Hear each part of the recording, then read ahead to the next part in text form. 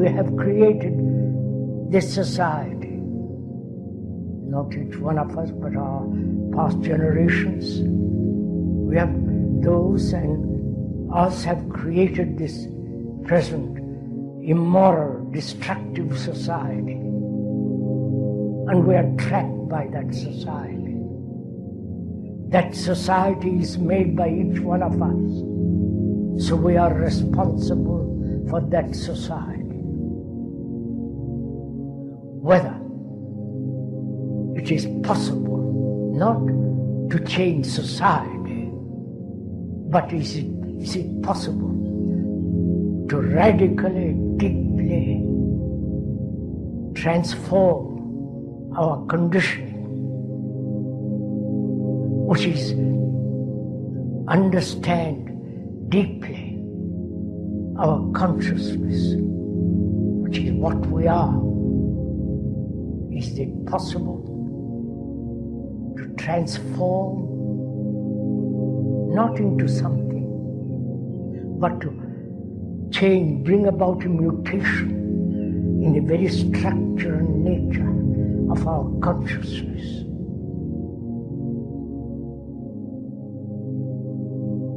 That is the problem. That is the crisis. It's not political crisis, economic crisis, or the crisis of war. But the crisis is in ourselves.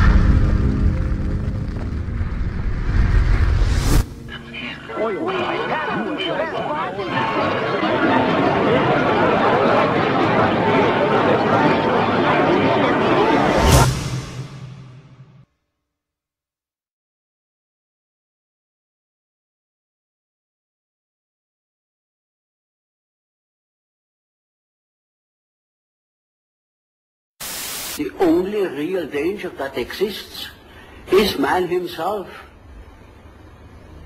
He is the great danger, and we are pitifully unaware of it.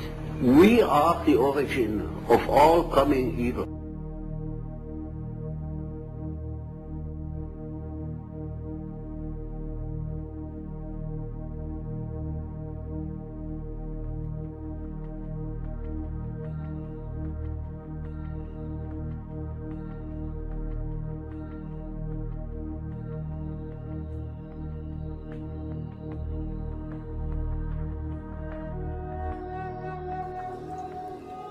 The Earth, our home, a planet teeming with life, a place of great beauty and of great wonder.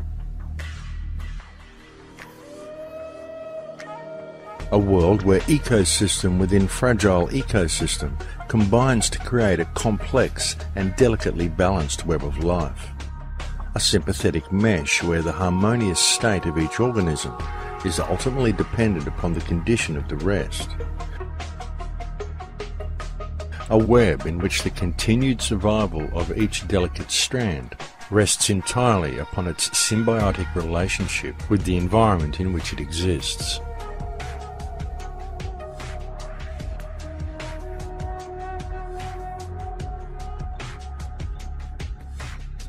Certainly the web of life has always been a fragile one, and yet for millennia it always functioned perfectly, as everything within it held its own unique place and purpose.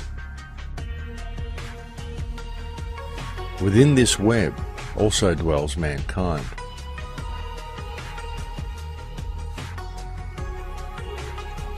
According to ancient Vedic texts, in times long past, man too lived in complete harmony with nature. For man also held his own place and purpose within the web. And so it continued for countless years, until there appeared upon the earth a new mindset in the consciousness of humankind.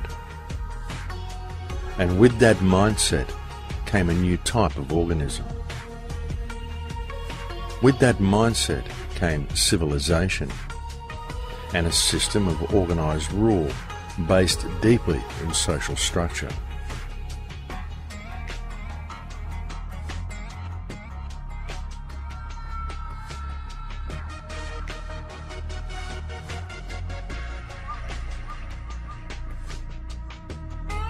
How much do we truly know about the past?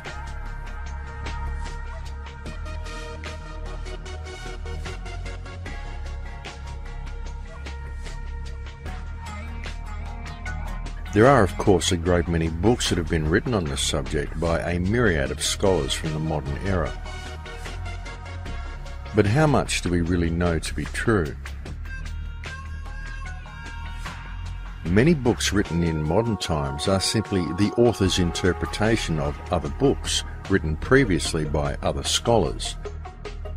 But regardless of what is written in any book, the truth is that all of the information we currently have about our past is mysterious and fragmented at best.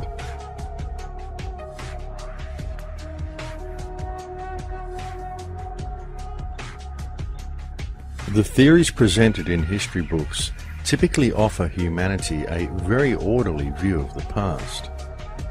And because these theories are presented to mankind hypnotically in printed form, most people automatically believe these concepts to be true. Yet upon further inspection, when one lifts their eyes from the printed page and looks deeper into the reality of their surroundings, quite a different picture emerges. And what about civilization itself?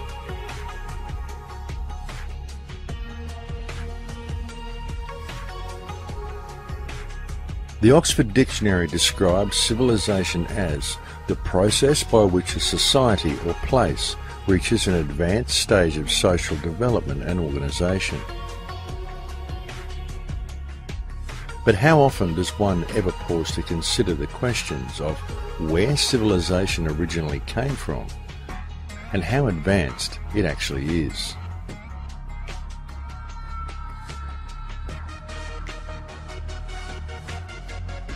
Obviously, human beings are very resourceful creatures, and human ingenuity should not be underestimated. It is certainly reasonable to assume, for example, that groups of humans would form themselves into tribes and clans, by which means all involved would benefit. But how did such groups then lead to something as entirely uncivilized and wantonly destructive as civilization as it exists today?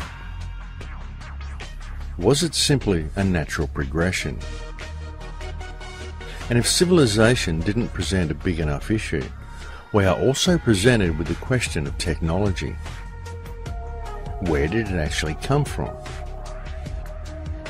Who was it who first pulled a rock from the ground and decided to crush it down to its component parts, isolate those parts, and refine them into metals? In fact, how is the concept of metals even known, let alone the methods that are required for the extraction and refinement of such things? Would you, if left to your own devices, ever come up with a thing like metallurgy? Would you come up with advanced science, spy satellites, or nuclear weapons?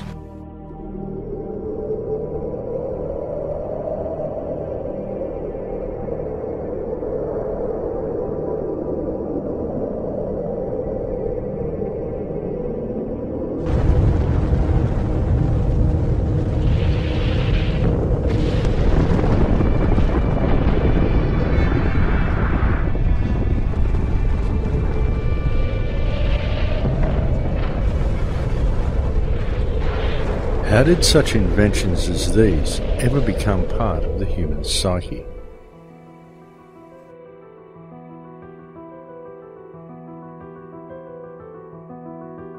But it doesn't stop at advanced technology.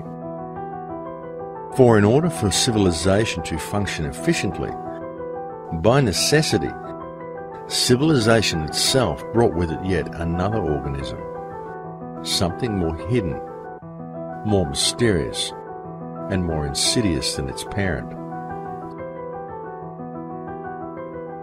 What it brought with it was a meme. A meme is described by the Oxford English Dictionary as an element of a culture or system of behaviour passed from one individual to another by imitation or other non-genetic means. Isn't this an exact description of the system that currently controls humanity? Is it not a fact that when looking at modern civilization and the social, political, financial and legal systems that dictate the behaviour of those within it, what we observe is a system of control that is wholly fictitious? Is it not a fact that it is a system that functions entirely due to people's belief that the system itself is real? It is a system based entirely upon fear, and a system that continues to function solely due to the energy it receives from the human beings within it. Yet the system itself is simply a meme.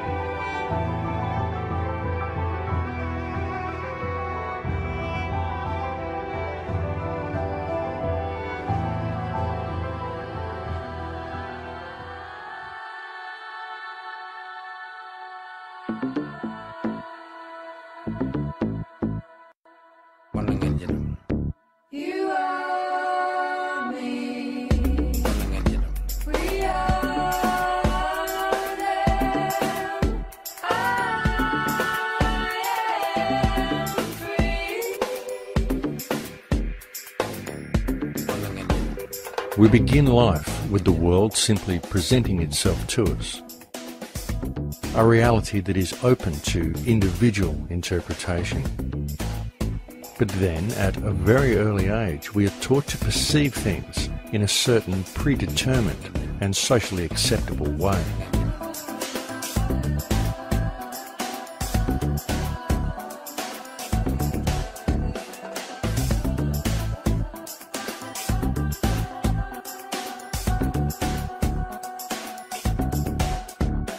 The process begins first at home, where we are influenced by the beliefs, the attitudes, and the behaviour of our parents and siblings.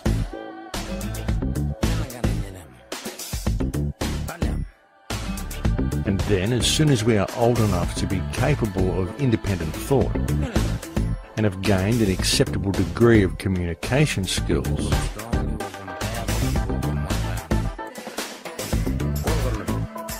we are immediately placed within a tightly controlled education system,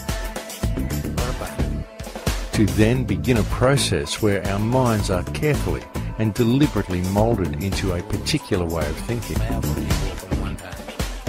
A process where little or no deviation from conformity is tolerated.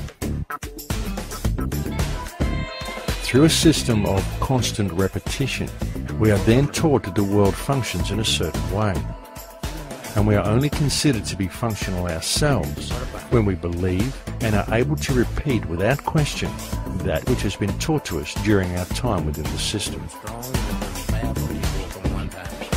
Throughout the entirety of our scholastic years, any independent thought is frowned upon, and instilled into each and every student is the belief that our success within the system is wholly dependent upon our ability to regurgitate on command that which has been taught to us. And we are told that upon leaving the education system, our path through life and our standing in reality itself will be determined entirely upon how economically viable our personal endeavours are.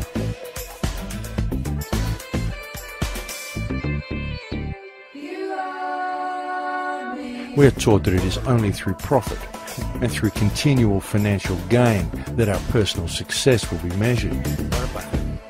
We are taught that we must either work for someone or we must strive to gain a position in society where someone else will work for us. But either way, all must work. We are essentially taught to be slaves who will spend the majority of life in the pursuit of paper or of digital credits. And through our belief that this system is real, we find ourselves living within a society that has been structured in such a way that were we not to dedicate our time to the accumulation of such things, then all that nature has provided for us, all that nature has provided freely for the benefit of all, will remain forever out of reach. Yet in pursuing such goals in the belief that doing so will enrich our lives, all we do is give power to the meme that enslaves us. And the price we ultimately pay is the connection we once had to the world around us. The price we ultimately pay is life itself.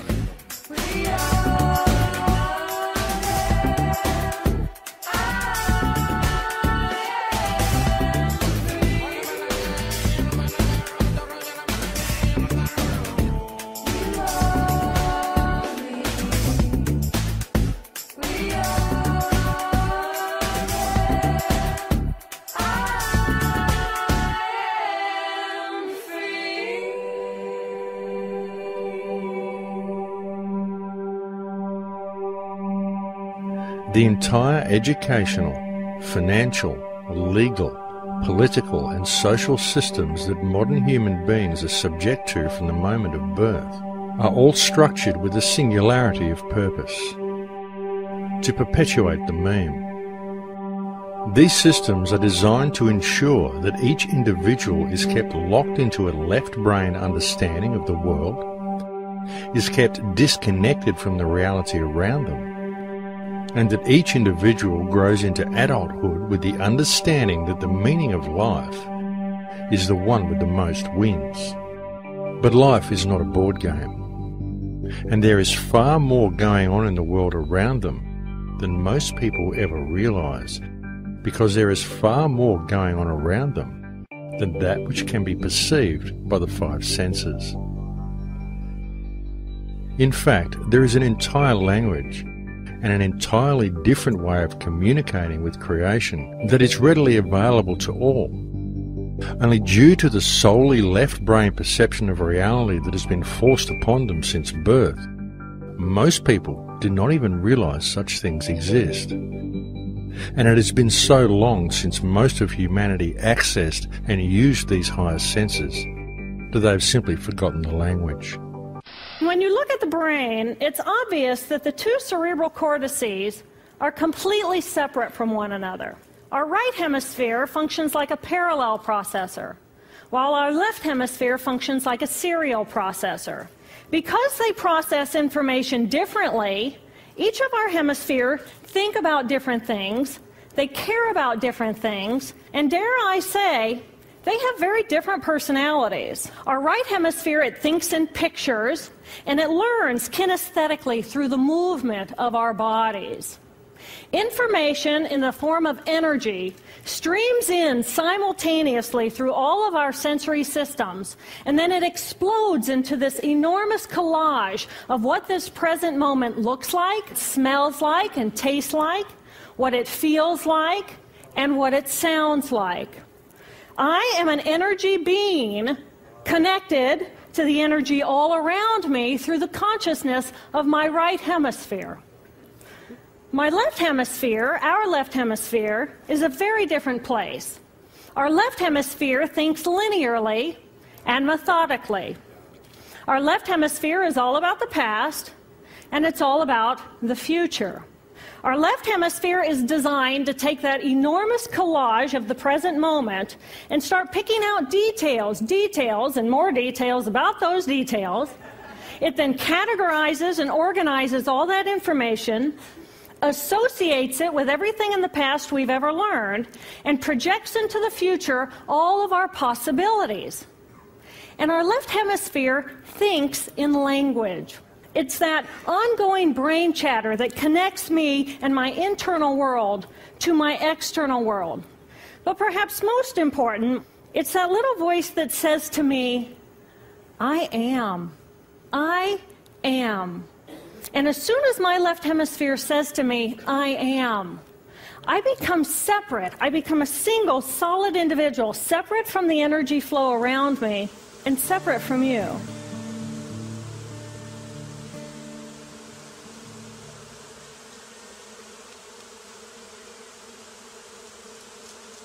We have up here just an entire colony of bees creating some type of amazing magnetic force field around this tree. And this tree is transmitting whatever that is to the ground that I'm sitting on. Whatever this language is that's coming from all these insects, all these species, to and from the earth, back and forth. It's incredible, and the amount of communication that goes into it. We still, for some reason, think that we are the center of the universe, even though we try to pretend that we're not. Somehow we think that everything that happens around here, all the species, they have whatever scientific evidence that we understand. These species pollinate this, those species do this, do that, and the other. And as long as we take care of the species that we need, as long as we take care of all the ecosystems that will sustain us as humanity on this earth, then we'll be fine. Without understanding that if you were to look at it as this spherical spider web, 360 degrees, we're just a small little portion of it. And yeah, maybe a couple 100,000, maybe 1 million threads or webs would contact us. But when you branch it out and you understand that this entire web is connected to another spot, and there's 100,000 pieces that connect to that, 100,000 pieces that connect to the one down here, and overall, they're all connected in some way, shape, or form. So if you remove one because you don't think it's important enough, we seem to think it's insignificant because there's no direct impact on us.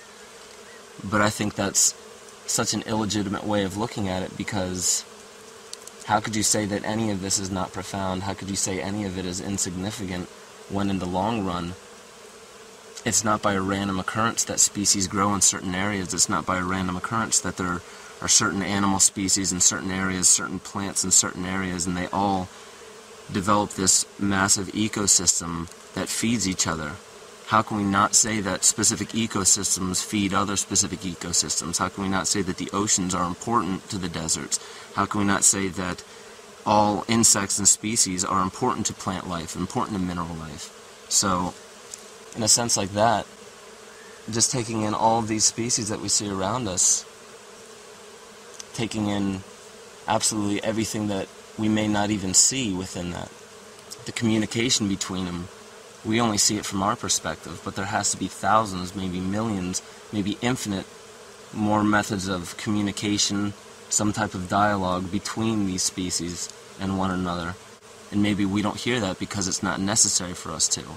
But to respect it, I think respect is one of the most important languages that we've lost, and I think love is the most important language that we've lost.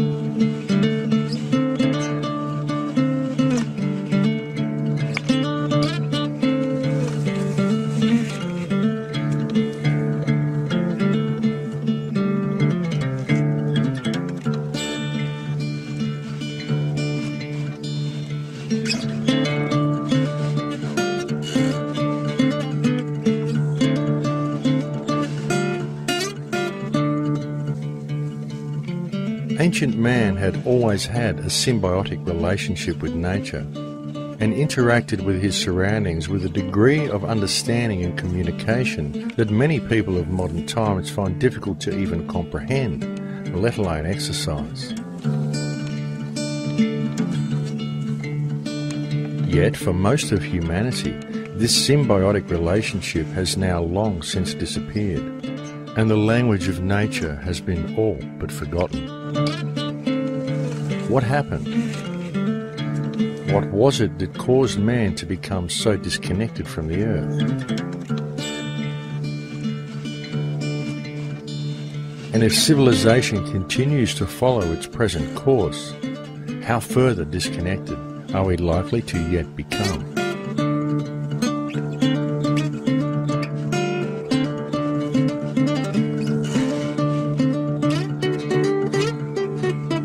As we merge with machines, and I think it's inevitable that we will transform into something new.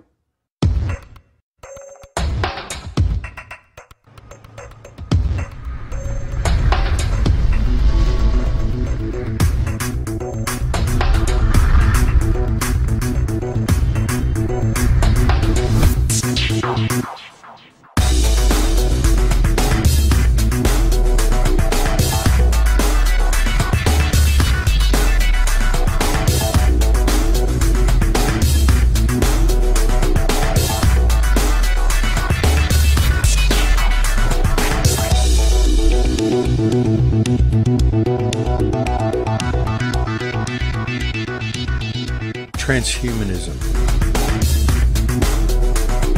the final frontier, or the final prison? Does it represent humanity reaching its greatest potential or facing its greatest threat?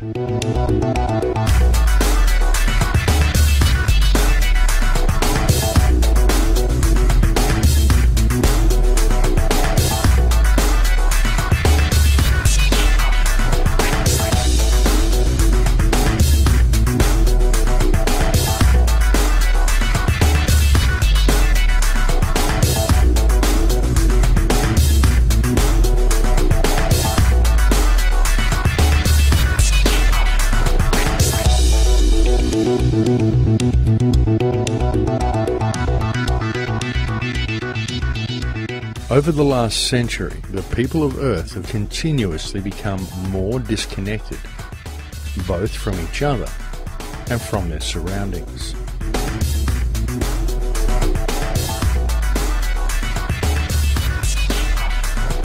And by means of a government-controlled education system, the overall IQ of humanity has degraded significantly. And this has been a quite deliberate action.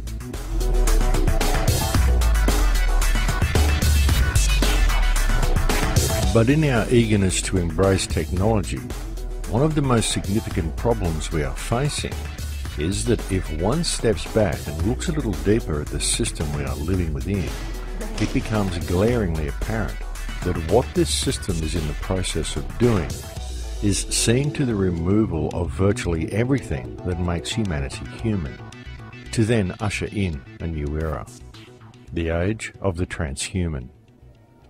Anybody who is going to be resisting this progress forward is going to be resisting evolution, and fundamentally they will die out.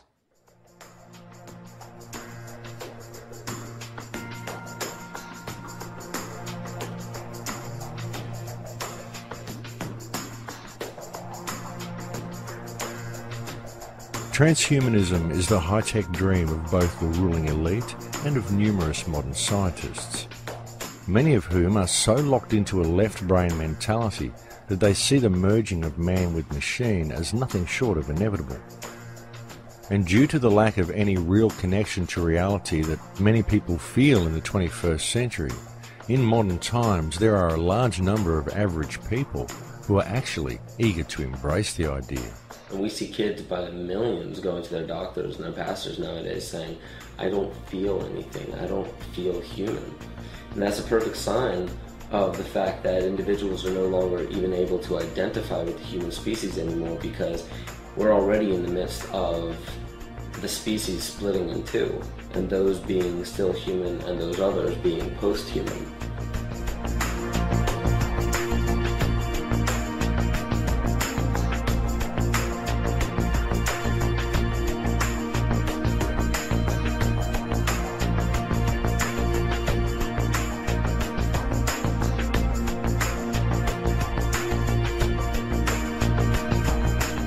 As attractive as the concept of simply linking your consciousness up to a mainframe and going online may be to some, human beings are complex and emotional creatures. It's what makes them human. And so the question must be asked, is this evolution? Is this what life is really about? Is this truly where humanity is destined to go?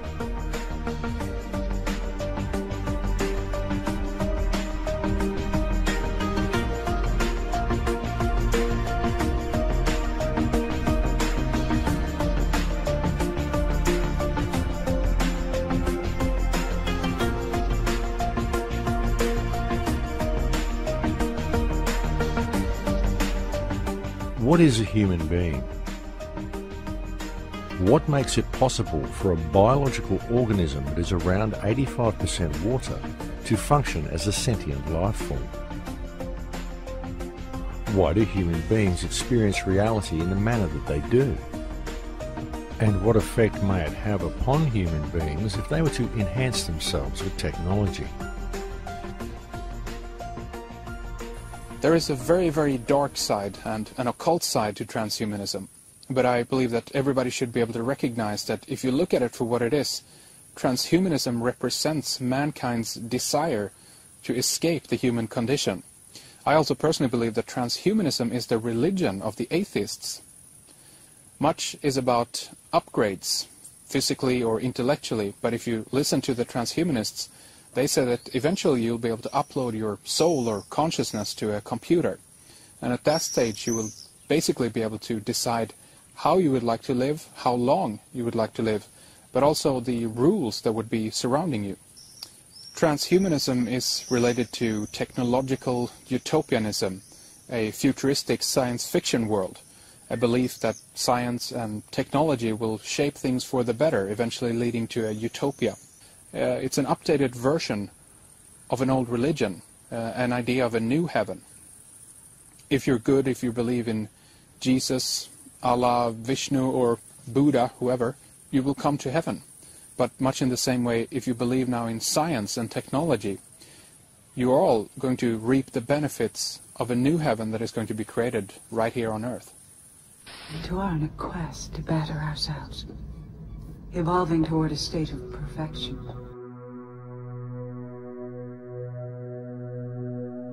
Everything that is experienced by a human being is interpreted by the brain as an electromagnetic impulse. Whether it be sight, or sound, or touch, or taste, or smell. All perception of these senses are merely electromagnetic signals interpreted by the brain. It can therefore be clearly seen that the human body is in fact an extremely advanced biological computer. And so the real question then becomes, what are the real implications and the real dangers of such a digitally controlled world? And ultimately, why? Why would humanity ever seek to blend something as complex, as highly advanced and as miraculous as the human body computer with something as inorganic and limiting as a machine that has the very real potential of being controlled by an outside source? It's not a matter whether it's good or bad. It's going to happen.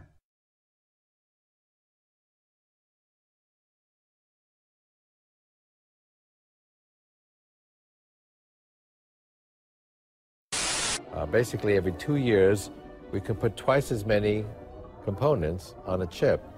And because they're closer together, they run faster. And so computers get twice as capable overall for the same price every year. We'll make another billion-fold increase in price performance in the next 25 years. And again, shrink the size of these technologies 100,000-fold.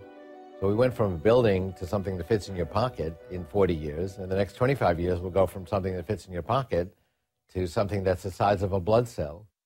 I believe fully there will be flash memories you can plug into your brain.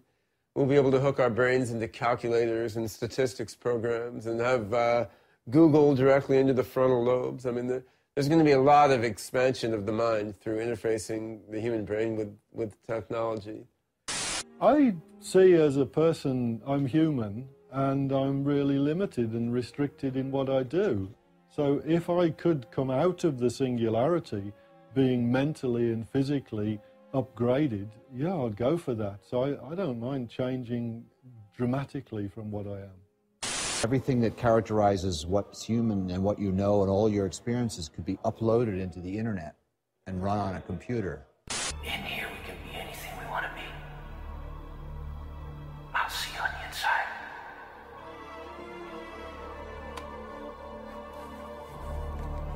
When you are completely identified with your ego, which is a fiction that we choose to believe in, then that's the same as believing in the constructs of a computer to be what you are. This universe is mine. I am God here. The ego is just different cycles and programs of energy running in circles without any purpose to it other than just instant gratification. And that's post-humanity. And we're already in the thick of it.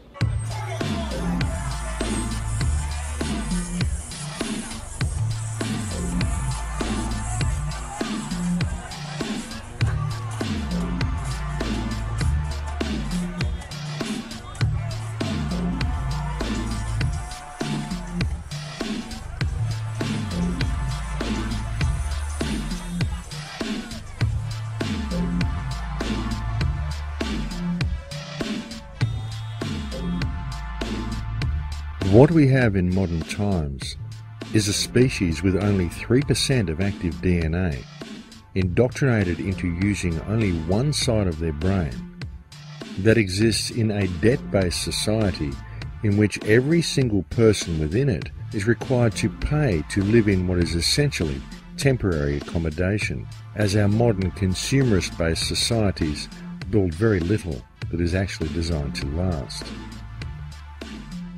Whether they are truly aware of it or not, modern human beings live their entire adult lives in a largely unnoticed system of slavery, and this can easily be seen when one truly absorbs the implications of paper being more important than people. And now imagine this taken one step further, and having each person locked into a digital world in which it would be an easy task to permanently lock human consciousness into a completely false reality, enslaved into a state of permanent debt forever. And if you question your captors or refuse to work, if you decide you would be better off free, then what then?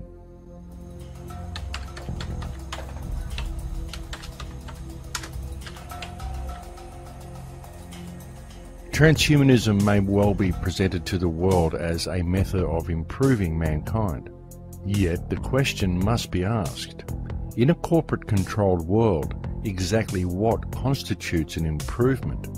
Because looking at things from a commercial and corporate perspective, what may be seen as an improvement to one class may in fact be severely detrimental to another. The field of synthetic biology is a new frontier of science. Using nanotechnology, its goals are to improve and transcend the limits of nature. Human enhancement is being sold to us as leaping tall buildings in a single bound and having better, faster, higher intelligence, perfect health. But all of that is the sales pitch. Enhancement may in fact be degradation, our being devolved to someone else's specifications. For instance, a specimen that can work 18 hours a day, a specimen that is sterile, that will never have the responsibility of caring for others, a specimen that is even-tempered, with a narrow, predictable range of expression. All this is enhanced, improved. We approach two paths. One is based on becoming divine by expanding our consciousness. The other path is focused on becoming God in a materialistic way using technology. I believe both will become reality, revealing the soul of the decider. We should choose carefully. For the first time in all of human history, mankind is politically awakened.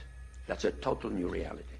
And most people know what is generally going on in the world, and are consciously aware of global iniquities, inequalities, lack of respect, exploitation. The combination of the two, a diversified global leadership, politically awakened masses, makes a much more difficult context.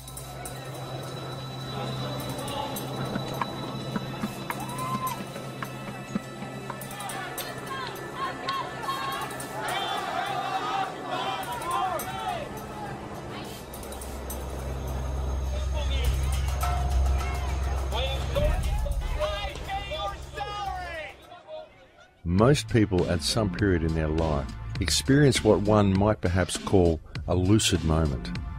A moment when they look at life around them and they think, is this it? And then it suddenly hits them that there must be something more, that there is something more to life. Many people instinctively know that there is a great deal more to reality than what can be perceived with the five senses. But because most people think only with their left brain, they believe that connection to these realms can only be achieved through external technology, through science. A very good example of this is the internet. People find the internet with its instant connection to others and its instant access to information to be quite natural. In fact, there are many people today who simply cannot imagine life without it. The internet, in its own sense, unites humanity as one organism, able to communicate with itself spontaneously. And this becomes more true each day as more countries and more people come online. In this growing web of communication, we can clearly see the unification of mankind becoming a reality. But it is a digital version of it. One could almost say that the internet as we know it today is the central nervous system of a new humanity. A humanity that is vastly different from anything that has previously existed.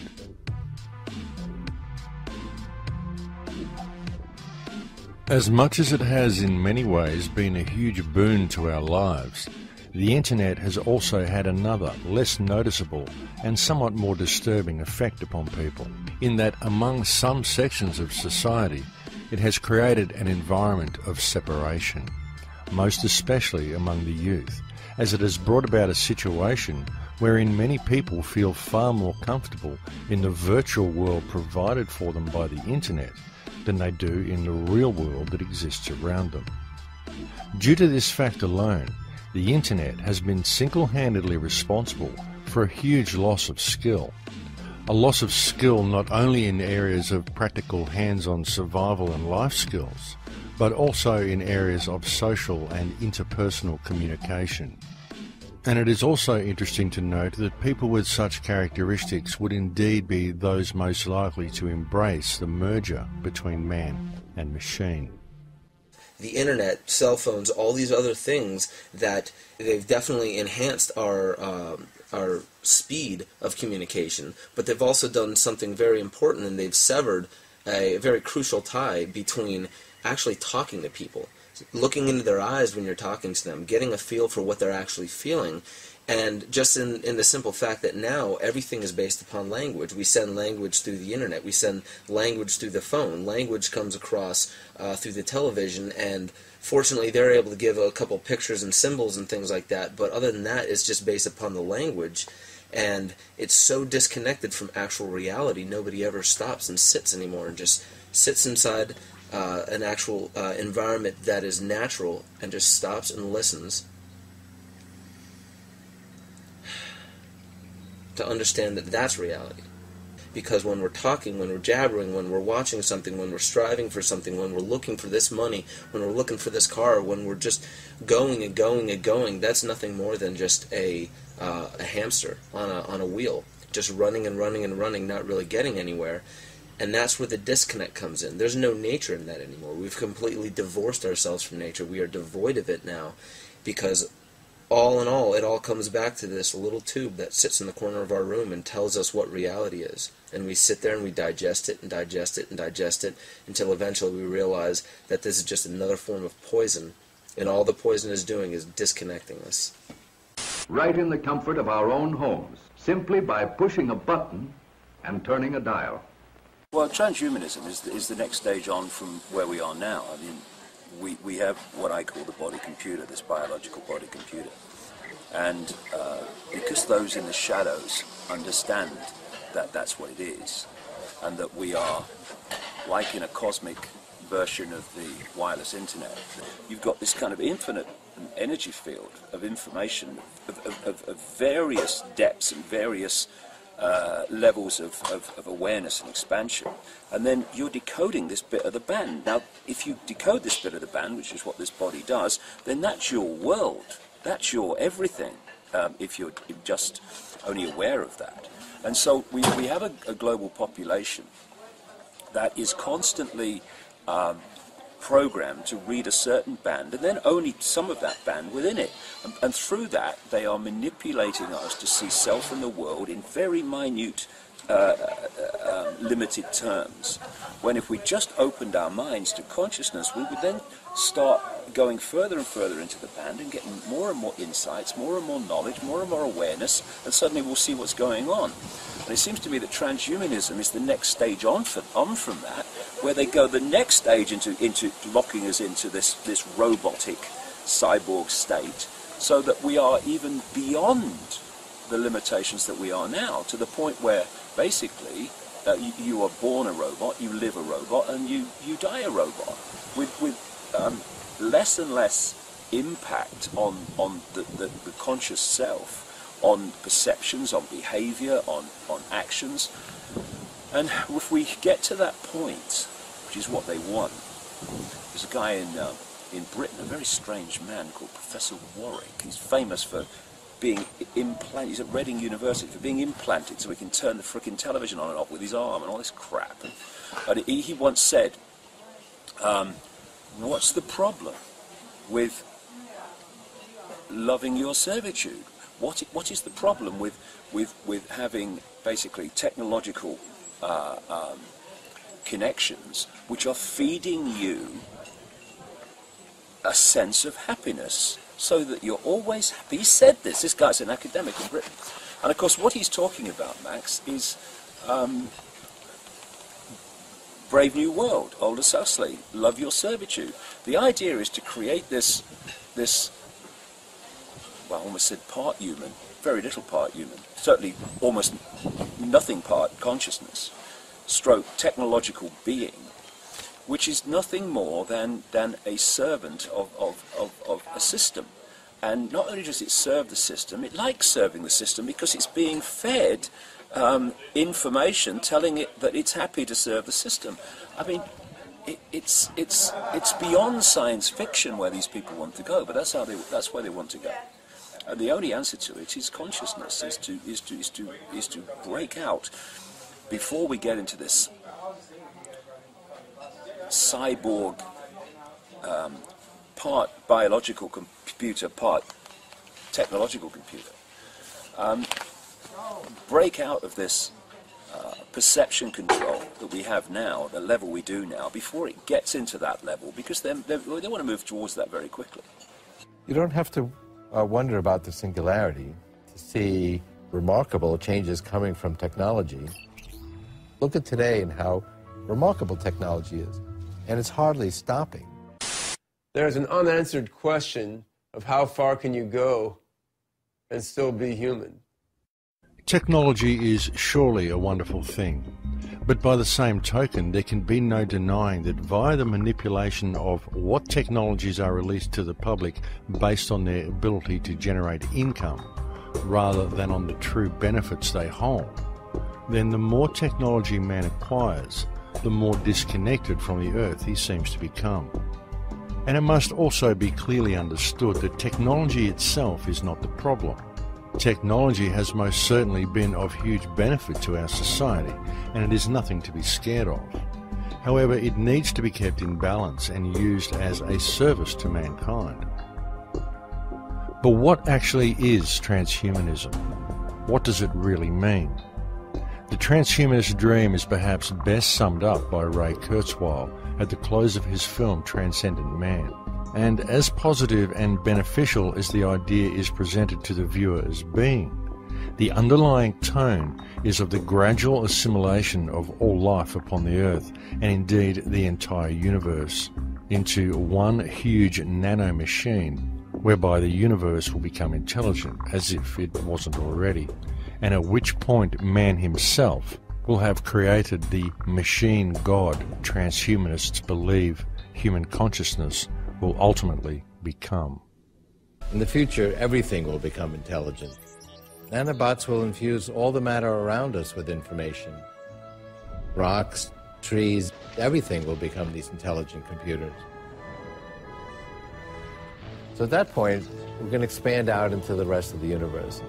We'll be sending basically nanotechnology infused with artificial intelligence. Swarms of those will go out into the universe and basically find other matter and energy that we can then harness to expand the overall intelligence of our human-machine civilization. So the universe will wake up. It'll become intelligent. And that will multiply our intelligence trillions of trillions fold. You know, we can't really fully contemplate. And that's really the main reason this is called the singularity. But regardless of what you call it, it will be the universe waking up. So does God exist? Well, I would say not yet. We are the Borg. Lower your shields and surrender your ships. We will add your biological and technological distinctiveness to our own. Your culture will adapt to service us. Resistance is futile.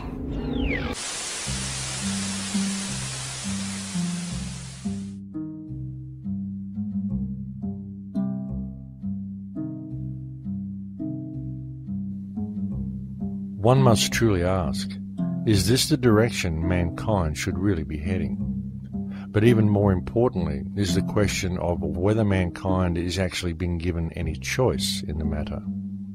And if the answer is no, then the next question is how might such a thing as the global implementation of the transhumanist agenda as outlined by Kurzweil actually be achieved without the knowledge of the general population?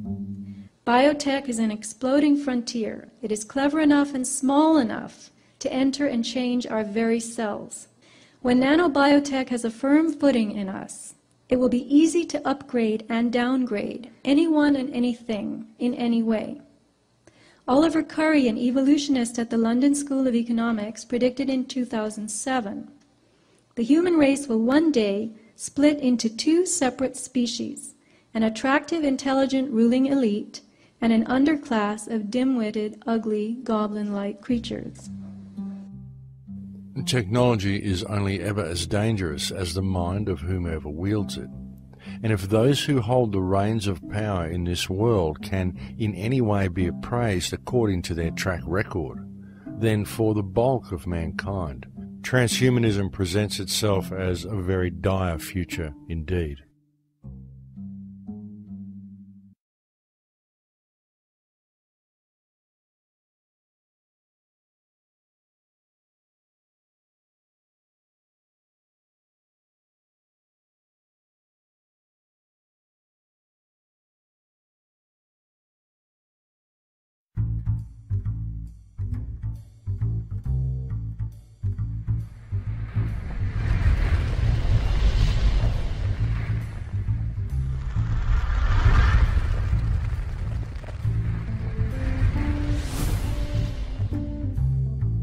If it were possible to achieve the dream of people such as Ray Kurzweil and create a world where even the plants and rocks were fused with intelligent nanotechnology, how might such a thing be done?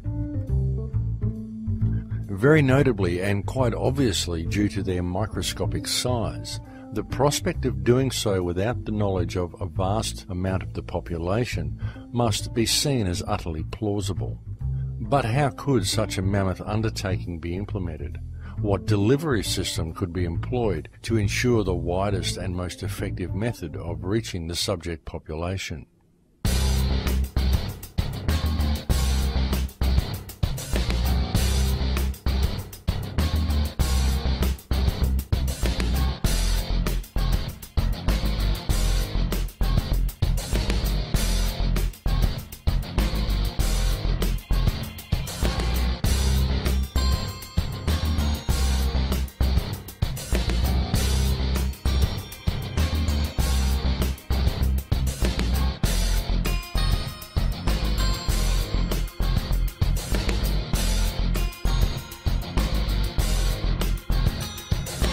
The phenomenon known to the alternative research community as chemtrails, and referred to by the British and United States governments as geoengineering or climate remediation, is perhaps one of the most controversial topics on the table today. Even though the practice of climate remediation is widely admitted to by governments, there are many who remain sceptical. And generally the two main questions brought up by those who are opposed to the concept are, one, if there was any truth to the idea, then why would the perpetrators be spraying themselves? And two, the phenomenal cost of such an enormous undertaking. People say the government is up there in airplanes spraying all kinds of chemicals to change or manipulate the weather, leaving what you see there, and they call that a chemtrail. This is of interest not just in this country, but European countries and frankly all over the world. A lot of folks interested in it. We take geoengineering to mean deliberate, large-scale intervention in the Earth's system. The little picture is from a nanofabrication study, which shows you can make very high quality and do this in just a jet in a very simple way. Aerosol geoengineering looks like it is so cheap that the cost is basically not going to be an issue.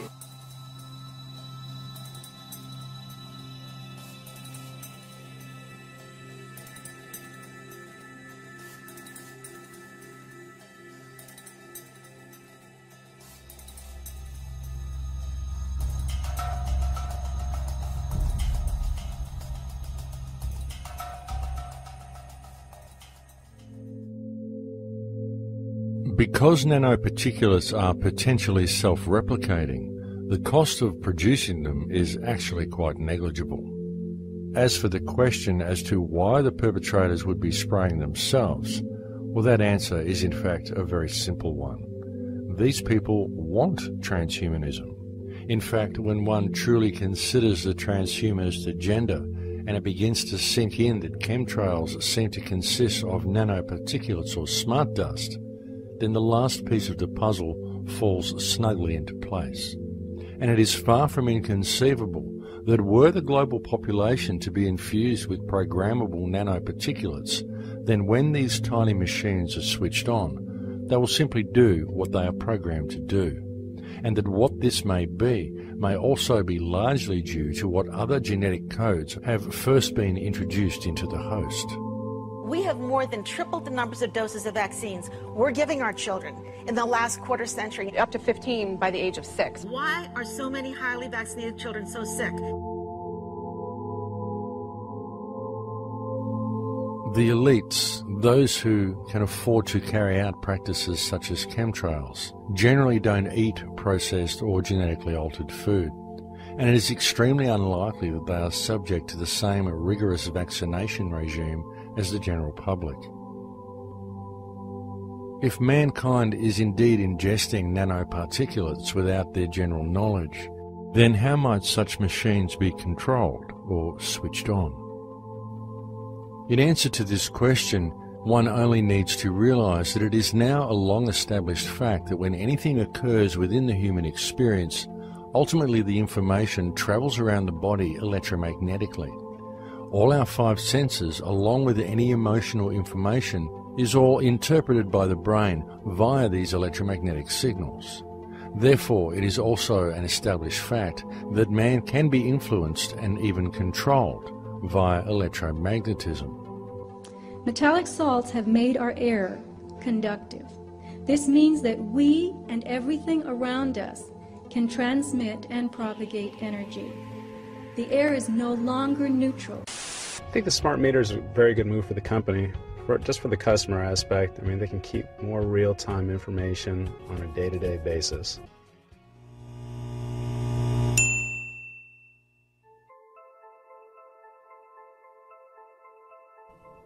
The huge awakening that has been seen in recent times leaves little doubt that mankind and consciousness itself is in a state of evolution. But there also exists compelling evidence suggesting that there are certain forces at work who wish to control the direction this evolution will take. The second group of materials found in these environmental samples is unidentifiable fibers. And I really want you to appreciate the meaning of unidentifiable. These fibers have been sent to sophisticated laboratories, and there is nothing nothing in the databases that match them. These are fibers, we could say, that do not exist in nature. People around the world are developing lesions on their skin that ooze and produce fibers. This is known as Morgellons syndrome. Tissue samples cultured from ordinary people without this ailment contain and grow the very same fibers. When these fibers are cultured, they produce colonies of filaments. You can see the extension filaments. And these colonies continue to grow and reproduce, branching out into more filaments and more colonies. The filament cultures can be grown from saliva samples, tissue from the skin, mucus, urine, blood, from animals and people, regardless of the presence of the Morgellons condition. So where do these fibers or filaments come from? Airborne environmental samples that were collected by Clifford Carnicom in 2000, the year 2000, gathered at high altitude on a mountain in New Mexico, showed the presence of those fibers, whose structure matches exactly the tubular filaments showing up in our blood, tissues, and skin. Additionally, the samples collected by Mr. Carnicom showed what he calls, and was called in biology, desiccated erythrocytes. This is a multisyllabic term, but it means dried red blood cells. So, why are dried red blood cells in the air? See, nanocells are real small, 1,000 times smaller than these dust particulates. You inhale it, they go to work replicating, spreading like a virus, multiplying in exponentials. 6 months' time, I could have 100 million people. Converted, ditch diggers, porn stars, and presidents. Not one would be the wiser. 100 million people who buy what I want them to buy and do pretty much damn well anything I figure they ought to do. Those unidentifiable filaments, he has observed the formation of red blood cells and submicron-sized structures. So now you've got a filament making its own red blood cells.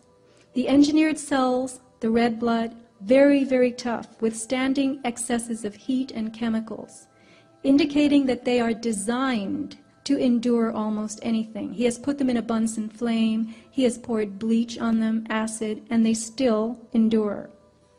In addition, they are able to replicate, growing outside of the body in a petri dish. This is highly sophisticated technology, going on by itself, not in a laboratory. People with advanced Morgellons syndrome started with fibers coming out of their skin, and they're now observing very strange crystalline forms and metallic devices, plaque structures, even grooved metallic devices. On the right you'll see one device, the front and the back. The fiber strands that you see here were made of cellulose and GNA. GNA is DNA's chemical cousin. It's a nanotechnology building block. The nanostructures contain additional properties not found in DNA, including the ability to form mirror image structures. Here you have a nanoarray, a tiny device used in biotech for DNA hybridization. And on the left you see a diagram from an industry website of a nanoarray, and on the slide you can see actually two of them. She's marked them with red X's that came out of her body, looking exactly like this. So, we begin with the emergence of basic filaments, followed by more complex structures. So what processes are going on here? Are these materials combining to form devices that are working together inside us? What is happening to our biology? And remember that tissue samples obtained from ordinary people who have no Morgellons symptoms, no lesions, can be cultured to produce the very same filaments found in people with Morgellons. So we would have to conclude that Morgellons is like the canary in the coal mine, and that only some people are exuding the materials. And could that be because their bodies are rejecting it, while our bodies are integrating it?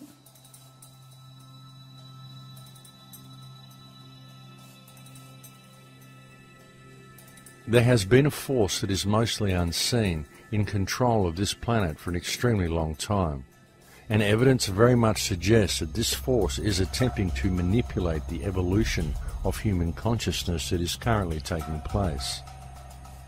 It is very likely the same force that first reduced mankind to the impaired state we now find ourselves in, where our pineal gland is closed, thereby cutting us off from our higher senses, and where our DNA is 97% dormant, whereby each person is reduced to operating to only 3% of their actual capability. When one examines the evidence and steps back to take in the entire picture, there can be no doubt that the vast majority of human beings live their lives quite literally in a socially and biologically induced trance. And it is due to this trance-like state of the people that we now find the world in such a degraded state. Therefore, the solution becomes clear. Mankind must awaken. But how? How do we transform the collective human trance into wakefulness? How do we bring about the mass awareness of the people? And what steps can be taken to allow both humanity and the earth to once again return to a natural state of abundance?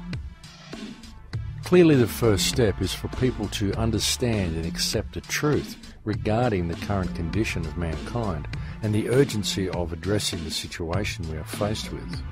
But even when people know the truth, as many do, most are simply waiting for social or financial Armageddon, waiting for December 21st, 2012, waiting for ascension or waiting for the rapture.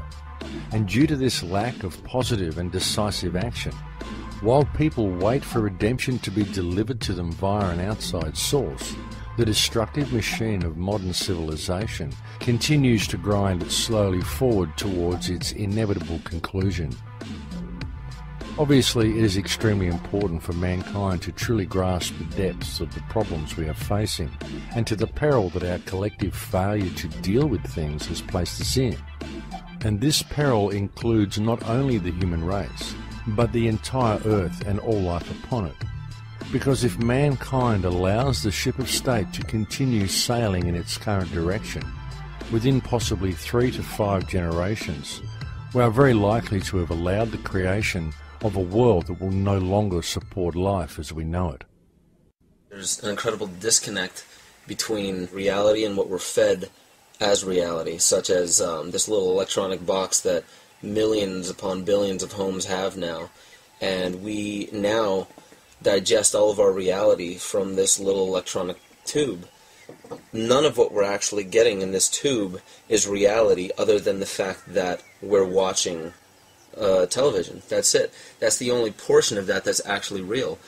But what we do is we lose ourselves then. We almost become too identified. We forget that we're even existent, so we are identified with everything that we're seeing, and this becomes our reality. And we forget that not only is this cherry-picked information, but above and beyond all that, no one even stops to think that this is somebody's interpretation of what happened in an area. So everything that we're getting is literally somebody else's creation. It's a manufactured idea that's put into this little tube and then projected into us as reality. And that now is the basis for how we act in our society. So the way we dress, the way we talk, what we do, what we're afraid of, what we're attracted to, what we want to drive, the house that we want, the money, all these things are driven by somebody else's perception. They're driven mostly by wants of other people, and they arrived at those wants from other people, and it all comes back to really just the fundamental basis that none of this is reality. It's manufactured. It's not really pertinent to our life. It's not really profound. There's really no importance to it. We're just applying value to it because all of these things, the clothing and the cars and the job and the money in the bank account and why we want this job, we don't even understand why anymore because we relate all of our wants, all of our desires to what these other people want and what they desire. And if you actually get to the core of it, we don't even truly want these things. We just want the other people around us to see that we have what they want because that gives us a measure of control or a measure of power. And it all boils down to a level of security. And that's all that all of this really is the fact that people are following these fashions they don't understand. They're following these ideals that they don't understand. They're doing it because they want to fit into some identity that they're eventually creating for themselves to be the most secure, the most powerful, the most prominent, the most beautiful, the most affluent person in that field so that everybody else around will give that person support because they want to be near you. And that's all it is. We just want this closeness. We want this connection with people. And unfortunately now we are contriving it. We're forcing people to want a connection with us for means that really have no basis in love, no basis in real relationships. So all of our relationships are based upon power and fear and based upon manipulation and lies and trying to get this and trying to get that. And none of it's true interaction anymore. Science is great with all the beautiful technologies, but many of the problems we are trying to solve, we created. If things stay as usual, if business stays as usual, then we have about 100 years of life on this planet. But if you think there is hope, then we have to start taking action right now.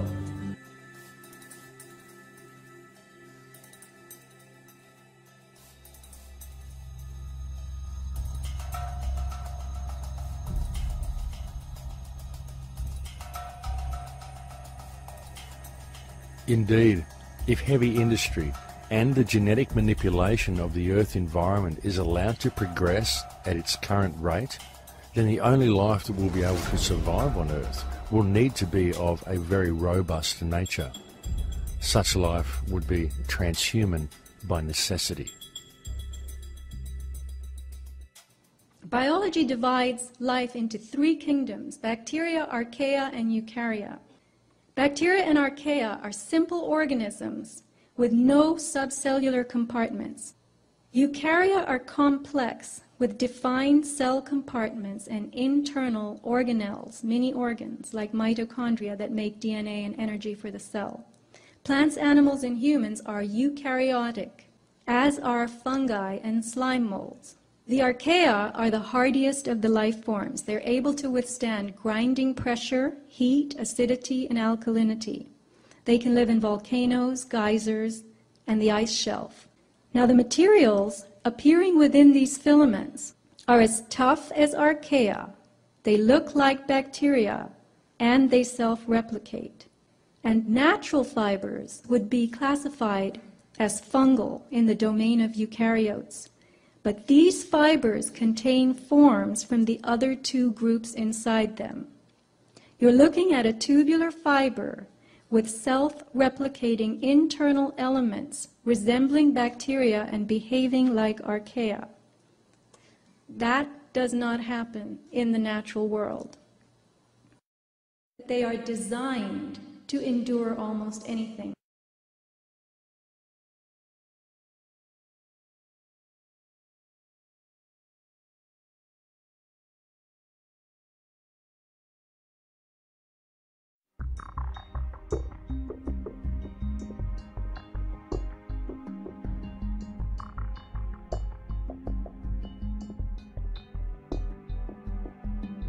In the social and political climate of the 21st century, mankind is truly facing some very great challenges.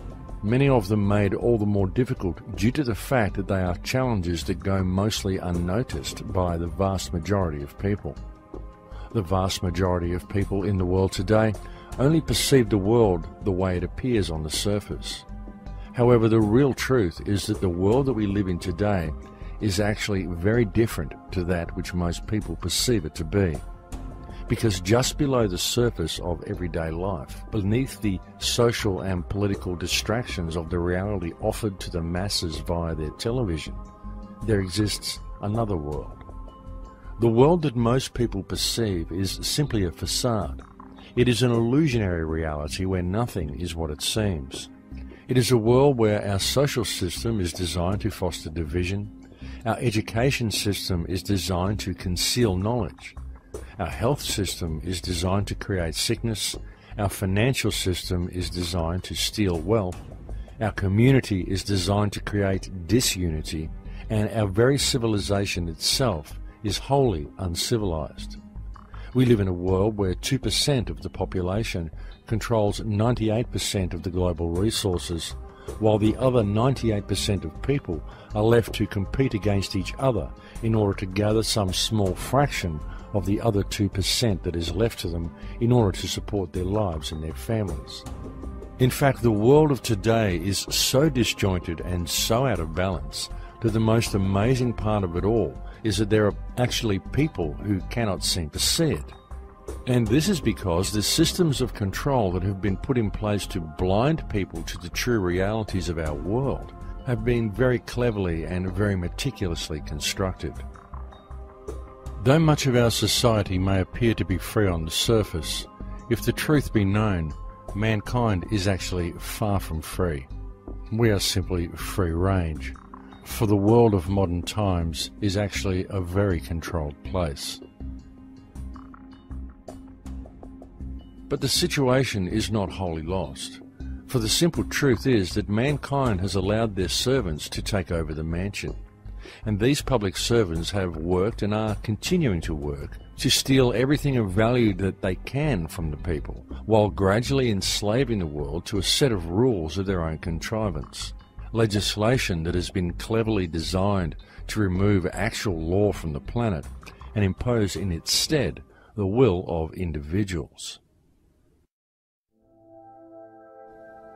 When one puts all the pieces of the puzzle together on the table, the chemtrails, the HAARP arrays that are appearing all over the planet, the promotion of wireless technology, the smart meters, the introduction of repressive legislation such as Codex Alimentarius, the mandatory use of Monsanto genetically modified food, the destruction of the water table, the introduction of brain-inhibiting toxins such as fluoride into people's diets, it becomes quite evident that the ruling factions on this planet are actively engaged in the genetic modification of all life on this planet in order to further the transhumanist agenda. It is being done quite deliberately and quite purposefully, and it is being done with neither the knowledge nor the consent of the vast majority of mankind. And all the evidence needed to support this conclusion is right before your eyes, if people would simply take the time to look. The truth is that everything we are facing is visible in plain sight, and so is its inevitable conclusion. It's just that people tend to focus on their own little symptom and never step back to view the entire structure of our world holistically, and thus our response to the problem is compartmentalized, essentially rendering it ineffective. And this is all done by design, because in addressing their respective symptoms, people are trained to believe they have to work within the parameters of the system, rather than addressing the actual root of the problem.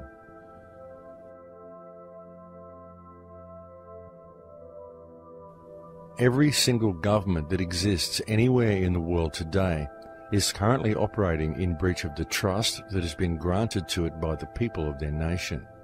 And this is true regardless of which country we are talking about. It is true whether it is a government consisting of duly elected politicians claiming to act in the best interest of the people, whether they are acting out of greed or whether they are simply acting through their belief that the system is real.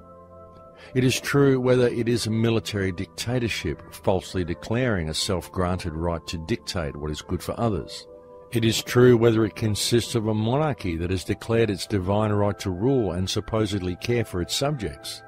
Because the reality is that every single government or ruling body in the world today is abusing the power granted to it by the people of the nation it governs.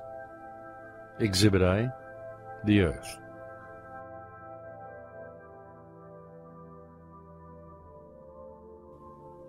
The remedy is for mankind to re-establish themselves as who and what they are, because the only ones who have any chance of addressing this situation are the people themselves. The first thing to be done is for people to notice their surroundings and to realize that very simple alternatives to the wantonly destructive direction of our current system exist right now. Carbon at the nanoscale is actually transparent and flexible. And when it's in this form, if I combine it with a polymer and affix it to your window, when it's in its colored state, it will reflect away all heat and light, and when it's in its bleached state, it will let all the light and heat through, and any combination in between. To change its state, by the way, takes 2 volts for a millisecond pulse. And once you've changed its state, it stays there until you change its state again. The nanomaterial, 2 nanomaterials, a detector and an imager, and it takes all the infrared available at night, converts it into an electron with a space of 2 small films. This is taking infrared radiation, wavelength, converting it into an electron. What if we combined it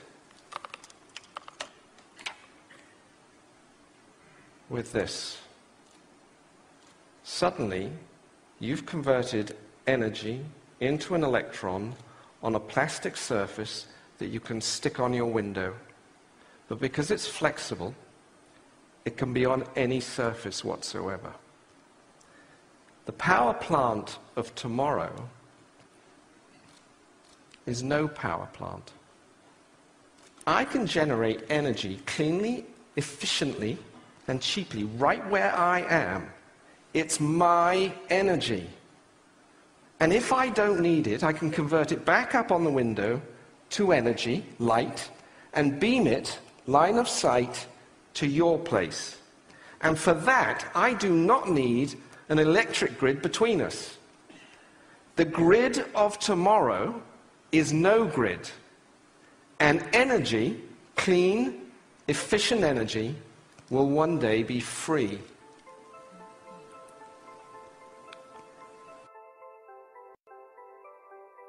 This type of technology exists right now, and the global implementation of such energy systems could begin tomorrow, thereby freeing mankind of its financial shackles and simultaneously circumventing some of the most pollutive industries on Earth. And such technology could be implemented tomorrow if the people simply did so themselves. To begin the process of change from this current destructive society, there needs to be an immediate and global movement of people. The people need to occupy everything, but in order to do so, they first need to occupy themselves.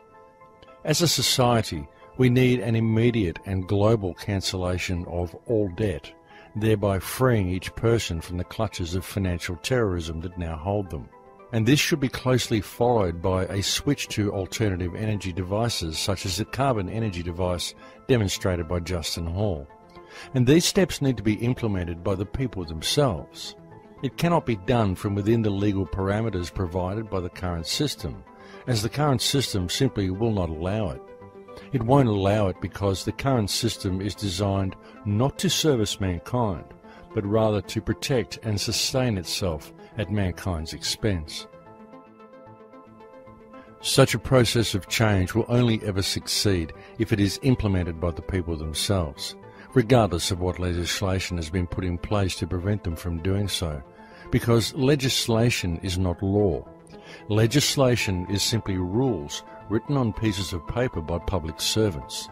Rules designed to eradicate actual law from existence and to impose the will of a ruling cartel in its place, to then impose itself upon mankind's very genetic and biological structure to serve a transhumanist agenda designed to enslave the entire human race, while all the wealth of this earth is stolen from them. And the only thing that stands in the way of this program running to its inevitable conclusion are the people themselves. But the biggest killer, the wielder of the ultimate power against mankind, the most all-pervasive force that has kept the people of the world enslaved for so long, is fear.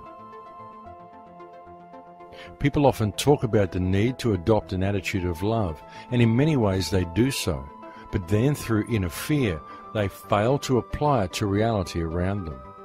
Each should ask themselves, if suffering exists in the world around me, and I fail to address it, then am I really in a state of love and service to creation, or am I simply in a state of fear and denial of reality? Admittedly, it is often difficult for people to see through the haze, not only for people who are now beginning to see how the world works, but also for others who have been long active and yet unwittingly only focusing on a symptom rather than on the actual problem. And this is because when you look at all the little symptoms, it's chaos and far too difficult for most people to really make anything out, because nothing really makes sense. It's just a barrage of information and of disinformation. It doesn't begin to make any real sense until you begin to look at things holistically, and then it all falls neatly into place. Though often, even when the real problem is clearly seen, most people simply point the finger and fail to see the actual solution. It is time for each person on this planet to remember who and what you are, and to never lose focus of the fact that government was created by mankind in order to service mankind's needs, not the other way around. So you must always, always question authority. If someone in fancy dress interferes with your ability to be yourself to your fullest potential, if you have always respected others and there is no injured party from your actions, then you should always question what right anyone has to compel you to perform any action or to make any demands of you at all. As more and more rules are put into place, mankind is becoming increasingly more regimented. We now find police officers stationed on school grounds, as what was once a childhood prank and part of growing up is now often seen as a breach of law, a crime. Self-expression is frowned upon unless it is carried out under strict supervision. And at the rate our regulatory bodies are going, eventually society will no longer tolerate any individuality at all. Eventually it will be illegal to even think outside of the box. Essentially, illegal to be truly human. The truth of the matter is that the people of this world are, even now, living in a very low-security, open-air prison. And the only ones who can implement the positive change required to escape it and to pave the way for a free humanity are the people themselves. The solution has been there all along, for the solution lies with the people. It has always laid with the people. And all that is really required for mankind to escape from the prison that enslaves us is for people to realize the truth of the invisible bars that surround their minds, and to realize that the bars are only there due to people's belief that the system is real. The only reason you have to pay land rates, pay taxes, succumb to the will of greedy corporations, and adhere to legislation created by corrupt government bodies and designed to remove your liberties. The only reason all the modern world finds itself in a position where it is virtually enslaved by public servants is because you live in a divided society, and to people's failure to build common unity within their community, to get to know their neighbours, to support each other, and to see each other as valid. People have been taught to judge others by their differences, to play the blame game, to point the finger at another, and to voice their anger for their hardships and feel that they have achieved something, when by doing so they are simply perpetuating the division and effectively missing the actual problem altogether. Our leaders have replaced true and natural law with a set of rules of their own contrivance, and these rules have served to rob mankind of our earth and of our heritage. And we the people, the 99%, are truly the only ones who have the power to effect positive change. An alternative way of doing things, a system that empowers and frees the populace, will never be implemented via the means of the system that currently enslaves them. There is no legal remedy, no remedy in politics, no remedy in government. There can and will only ever be remedy found in natural law and in a population willing to honour it. And so now, more than ever, it is time for mankind to act and to clearly understand who we are. The most important thing we can do in the present moment is to realize that we each have the ability to peacefully but firmly stand to stop the further destruction of our water table and to prevent the rest of the transhumanist infrastructure from being put into place. And most importantly, to connect with our community and to lead by example in all that we do. And together we can easily reclaim our heritage and our birthright. But it will not be done while there is judgment or accomplished through violent revolution. Nor are they needed, because all it would take is mutual respect and a united act of non-compliance to a fictional system that enslaves the minds of almost all who inhabit this world due to people's belief that the system is real. Civil disobedience is not something outside the realm of democracy. Democracy requires civil disobedience. Without civil disobedience, democracy does not exist. You see, the solution lies with each of us. It lies with me, and it lies with you. And it lies in a simple choice between love and fear. Indeed, the path to remedy, the path to positive change, the path to alter the direction the ship of state is now sailing is right at our feet.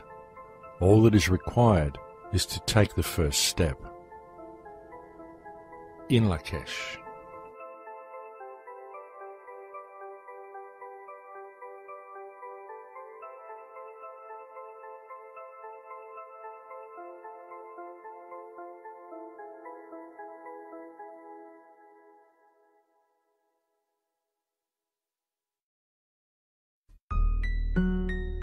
It's quite comical, actually, when you realize the difference between reality and what some people are talking on TV about. You took the mark of the devil just so you can eat and breathe. Bows down at the feet and surrendered liberty.